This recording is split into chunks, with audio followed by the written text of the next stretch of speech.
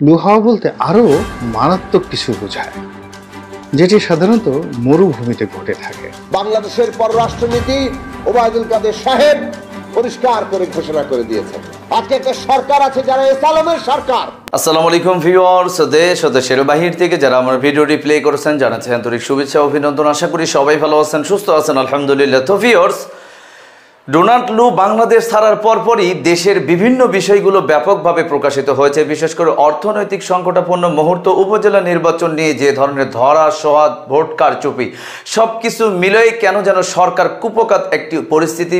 এদিকে ওবায়দুল কাদেরের বক্তব্য দ্বারা তার স্পষ্ট আলামত যে আর হয়তোবা বেশিক্ষণ তারা ক্ষমতায় টিকতে পারবে না, মার্কিন অতি দ্রুত যে কোনো একটা স্টেপ গ্রহণ করবে। ভিউয়ার্স, আসুন আমরা বিস্তারিত সে সম্পর্কে জানবো যে কতদিনের ভেতরে সরকারের রফাদফা হতে চলছে স্ক্রিনে। সো ভিডিওতে যাওয়ার আগে ছোট রিকোয়েস্ট করব, যারা এখনও চ্যানেলটি সাবস্ক্রাইব করেননি, নিয়মিত দেশের সকল আপডেট সবার আগে জানতে অবশ্যই চ্যানেলটি সাবস্ক্রাইব করে পাশে রাখবেন। ভিউয়ার্স, আসুন স্ক্রিনে। এই কাদের মোল্লা সে কাদের মোল্লা নয়, ছোট একটা স্ট্যাটাস ছিল। এবং বাংলাদেশে যে লেখাগুলো বা ফেসবুকের যে স্ট্যাটাসগুলো রীতিমতো ভাইরাল হয়েছে গত 10-20 বছরে, তার মধ্যে মানুষের মুখে মুখে এই কথাগুলো ফিরছে, এই কাদের মোল্লা সেই কাদের মোল্লা নয়। এই জেলখানা থেকে বের হয়ে আমি একটা স্ট্যাটাস দিয়েছিলাম এবং এটাকে বাংলাদেশের সব পত্রপত্রিকা, সামাজিক মিডিয়া পক্ষে বিপক্ষে অনেক কিছু বলেছিল। যা হোক, তারই সেই যে ধারাবাহিকতা, মানে সেই হেডলাইনটি কেবলমাত্র অন্য অনেক ক্ষেত্রে কাদের মোল্লাকে বাদ দিয়ে ব্যবহার করা যেতে পারে। তো এখন যদি আমরা চলমান সময়ে এই লু, এই হাঁস সেই হাঁস নয়, এই বিষয় নিয়ে আলোচনা করি, তাহলে বুঝতে পারবেন যে জিনিসটি কতটা গুরুত্বপূর্ণ এবং কতটা মানে আকর্ষণীয়, চিত্রাকর্ষক। এখানে হাঁস বলতে মিস্টার পিটার ডি হাস, মার্কিন রাষ্ট্রদূত। তো মিস্টার পিটার ডি হাসকে নিয়ে বাংলাদেশে আসলে অনেক কিছু হয়েছে। আওয়ামী লীগের লোকজন তাকে পাতিহাঁস বলে তুচ্ছ তাচ্ছিল্য করেছেন এবং তিনি রিভোল্ট করেছেন এই পাতিহাঁসের বিষয়টি নিয়ে। রিভোল্ট করে তিনি আবার সেই হাঁসের ছবি বা হাঁসের মনোগ্রাম বুকে লাগিয়ে তিনি বিভিন্ন সরকারি দপ্তরে গিয়েছেন এবং হাঁস নিয়ে বিভিন্ন রকম কথাবার্তা বলেছেন। তো সেই সময়টি পর্যন্ত মিস্টার পিটার ডি হাসকে আসলে রয়্যাল বেঙ্গল টাইগার, বাংলাদেশের যে সুন্দরবনের বাঘ, এই বাঘ হিসেবে কিন্তু লোকজন মান্য করেছে। এমনকি আওয়ামী লীগের লোকজনও কিন্তু ভয় পেয়ে গিয়েছিল এবং যারা এই তাকে পাতিহাঁস বলেছে, হাড় জবাই করার চেষ্টা করেছে, এদের মধ্যে মামলা মোকদ্দমাও হওয়ার একটা কিরকম যেন একটা অবস্থা ছিল। তো যাই হোক, সেই মিস্টার পিটার ডি হাস এখন কি আসলে রয়্যাল বেঙ্গল টাইগার অবস্থায় আছেন, না পাতিহাঁস হয়ে গিয়েছেন, নাকি পাতিহাঁসের একেবারে আরও স্মল সংস্করণ, ছোট সংস্করণ, স্মল ভার্সন, সেটি হয়েছেন? এটি একটা বিষয়। আরেকটা হলো মিস্টার ডোনাল্ড লু। তো mister Donald Lu it's a pro Chinese American, অর্থাৎ তার চেহারা দেখবেন যে একটি মঙ্গোলিয়ান ছাপ রয়েছে, চাইনিজ ছাপ রয়েছে। এবং আমেরিকা একটা মিক্সড জাতি, এখানে সারা দুনিয়ার মানুষ ভাগ্য অন্বেষণের জন্য আমেরিকাতে গিয়েছে, শত শত বছর সেখানে থেকেছে, তাদের বংশধরেরা সেখানে আমেরিকার প্রেসিডেন্ট পর্যন্ত হয়েছেন, বারাক ওবামার মতো মানুষ, যারা কেউ এসছেন আফ্রিকা থেকে, কেউ চায়না থেকে, কেউ ইংল্যান্ড থেকে। এবং আমেরিকার প্রথম কয়েকজন প্রেসিডেন্ট একেবারে সরাসরি ইংল্যান্ডের রাজ রক্তের সাথে জড়িত, অভিজাত রক্তের সাথে জড়িত, সেই জর্জ ওয়াশিংটন থেকে শুরু করে আরও অনেকে। তো তদ্রূপ এখন এশিয়ানরা আমেরিকার রাজনীতিতে অনেক গুরুত্বপূর্ণ হয়ে উঠেছেন। অনেক বাঙালি সেখানে সিনেটর, কংগ্রেসম্যান, বড় ব্যবসায়ী, রাজনীতিবিদ, পৌরসভার মেয়র, কাউন্সিলর, এগুলো সেখানে অহরহ হচ্ছেন। আর ভারতীয়রা সেখানে উন্নয়ন বা উন্নতি করতে করতে, ভারতের তো কমলা হ্যারিস সেখানে ভাইস প্রেসিডেন্ট হয়ে গেছেন। আর চীনা বংশোদ্ভূত যারা আছেন তারা অনেকে অনেক ভালো পর্যায়ে গিয়েছেন এবং অনেকে সেই কেউ ইহুদি, কেউ মুসলিম, মানে এটি এখানে সত্যিকার অর্থে রাজনীতিতে কোনো বর্ণবাদ নেই। পুরো যারা যোগ্যতম তারাই সেখানে এগিয়ে আসছেন, এবং মিস্টার ডোনাল্ড লু ঠিক ওইরকম চীনা বংশোদ্ভূত একজন মানুষ যিনি আমেরিকাতে এত বড় পদে আছেন।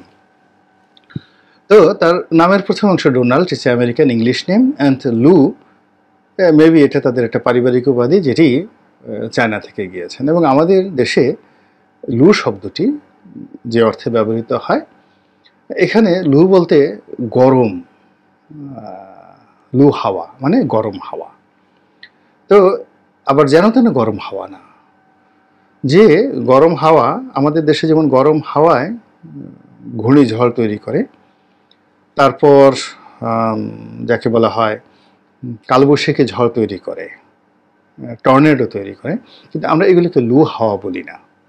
লু হাওয়া বলতে আরও মারাত্মক কিছু বোঝায়, যেটি সাধারণত মরুভূমিতে ঘটে থাকে, সাহারা মরুভূমিতে ঘটে থাকে। সেখানে দিনের বেলাতে এত বেশি সূর্য কিরণ বালিকে উত্তপ্ত করে যে তার ফলে সেখানে এক ধরনের ঝড় তৈরি হয়, মরু ঝড়, যেটিকে বলা হয় সাইমুম। এই সাইমুম এত শক্তিশালী যে কোটি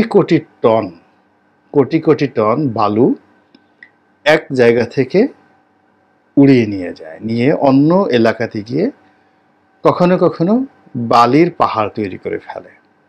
মরুভূমির মধ্যে যে হ্রদগুলো আছে, হ্রদগুলো ভরিয়ে দেয়। কখনো কখনো কোনো শহর জনপদকে একেবারে পরিপূর্ণভাবে মাটি চাপা দিয়ে দেয়। এইরকম মারাত্মক যে ঝড় সাইমুম। দর্শক, স্ক্রিনে আমরা সে সম্পর্কে বিস্তারিত জানলাম। এ বিষয়ে আপনাদের মতামত কমেন্টে জানান, কেউ ভিডিওটি স্কিপ করবে না। এখন আমরা সাকির কাছে যাব এবং বর্তমান রাজনৈতিক প্রেক্ষাপট ডোনাল্ড ট্রাম্প বা মার্কিন সরকারকে কতটা পরাজিত করতে পারবে, যেমন পাকিস্তানের মতো অনাস্থা প্রস্তাবের মাধ্যমে সরকারকে কুপঘাত করতে যাচ্ছে, আসুন একটু তার কাছ থেকে ধারণা নেব। বাংলাদেশের পররাষ্ট্রনীতি ওবায়দুল কাদের সাহেব পরিষ্কার করে ঘোষণা করে দিয়েছেন। আজকে একটা সরকার আছে যারা এস আলমের সরকার, যারা বেনজিরের সরকার। এক এস আলম 7টা ব্যাংক দখল করেছে, তারপরে সেই দিন ন্যাশনাল ব্যাংকও তাদের দখলে দেওয়া হয়েছে। রাষ্ট্র ক্ষমতা ব্যবহার করে লক্ষ লক্ষ কোটি টাকা একটা কোম্পানির পকেট ঢোকানো হচ্ছে। ওই যে সাবেক আইজিপি বেনজির আহমেদ, তিনি হাজার হাজার কোটি টাকার মালিক হয়েছেন। এইটা একটা উদাহরণ মাত্র। তার মানে যে সমস্ত সরকারি কর্মকর্তারা এই সরকারকে অবৈধভাবে ক্ষমতায় রেখেছে, তারা এইভাবে হাজার হাজার কোটি টাকার মালিক হচ্ছে। কাজেই কতিপয় ব্যবসায়ী আর কতিপয় সরকারি কর্মকর্তা তাদের পকেটে হাজার লক্ষ কোটি টাকা ঢোকানোর সরকারে পরিণত হয়েছে, এবং সেইটা টিকিয়ে রাখার জন্য সমস্ত রাষ্ট্র শক্তিকে তারা জনগণের বিরুদ্ধে ব্যবহার করছে, গুম খুন অত্যাচার করছে, মামলা দিচ্ছে, মিথ্যা মামলা দিচ্ছে। অন্যদিকে বিভাজন সৃষ্টি করার জন্য নানাভাবে সাংস্কৃতিক দিক থেকে, মানুষের পরিচয়ের দিক থেকে, সব দিক থেকে তারা আজকে উঠে পড়ে লেগেছে। এই জায়গাটাই হচ্ছে কাজ। এই বিভাজন যখন তৈরি করা সম্ভব হয়, তখন একটা দেশের সার্বভৌমত্ব, স্বাধীনতা তা পুরোপুরি কেড়ে নেওয়া সম্ভব হয়। দুনিয়ার ইতিহাসের দিকে তাকান। ফলে আজকে বাংলাদেশের মানুষের অস্তিত্বের লড়াই হচ্ছে এই দেশে একটা গণতান্ত্রিক ব্যবস্থা প্রতিষ্ঠা করা, যেই গণতান্ত্রিক ব্যবস্থা সমস্ত জনগোষ্ঠীকে ঐক্যবদ্ধ করবে। রাজনৈতিক পার্থক্য, প্রতিদ্বন্দ্বিতা, এমনকি বিরোধ থাকবে, কিন্তু এই বিরোধ সত্ত্বেও একটা গণতান্ত্রিক ব্যবস্থা যা সমস্ত জনগোষ্ঠীকে ঐক্যবদ্ধ রাখতে পারে, সেই ব্যবস্থা প্রতিষ্ঠা করা আজকে বাংলাদেশের সার্বভৌমত্ব রক্ষা করার 1 নম্বর শর্ত, পূর্ব শর্ত হয়ে দাঁড়িয়েছে। এবং এইটাই আমাদের দেশে সমস্ত নদীর আমাদের ন্যায্য হিস্সা বলেন, পুরো প্রকৃতির রক্ষা করার জন্য কেবল দেশের ভেতরে নয়, পুরো আঞ্চলিকভাবে আজকে নতুন দিশা পুরো অঞ্চলে, সারা পৃথিবীতে হাজির করার প্রশ্ন হয়ে দাঁড়িয়েছে। কাজেই আমাদের গতিমুখ স্পষ্ট। গণতান্ত্রিক ব্যবস্থার লড়াই মানে আমাদের নিজেদের নাগরিক অধিকার লড়াই, আমাদের দেশের সার্বভৌমত্বের লড়াই, আমাদের এই অঞ্চল, সারা পৃথিবীর প্রাণ প্রকৃতি রক্ষার লড়াই। এইরকম একটা পররাষ্ট্রনীতিতে চলা মানে হচ্ছে বাংলাদেশ যে রাষ্ট্র রক্ত দিয়ে পত্তন করা হয়েছে একটা সার্বভৌম রাষ্ট্র হিসেবে, আজকে সেই রাষ্ট্রকে সত্যের দিকে পরিষ্কারভাবে ঠেলে দিয়ে তাকে ঘোষণা করা, এইটা বাংলাদেশের বর্তমান পরিণতি। 54 বছরে এসে রাজনৈতিক দিক থেকে, সার্বভৌমত্বের দিক থেকে আমরা একটা দাসত্বের কবলে পড়েছি। বাংলাদেশের মানুষকে আজকে